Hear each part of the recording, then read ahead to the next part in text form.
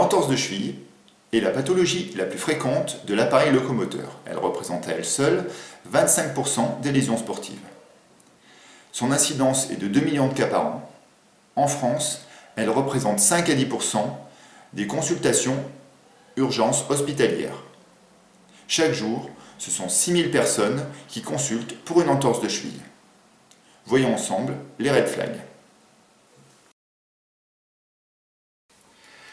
Les red flags vont être ciblés par les critères d'Ottawa, qui ont une sensibilité de 99,4% et une spécificité de 42,3%.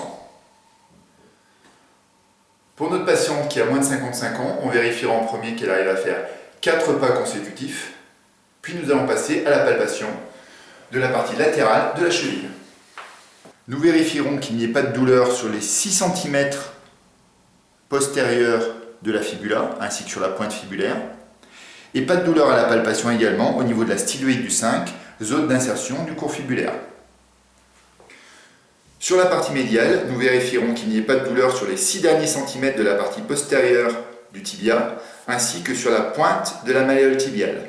Nous vérifierons également qu'il n'y ait pas de douleur au niveau du tubercule du naviculaire, zone d'insertion du tibial postérieur, situé à 3 travers de doigts en diagonale de la malléole tibiale.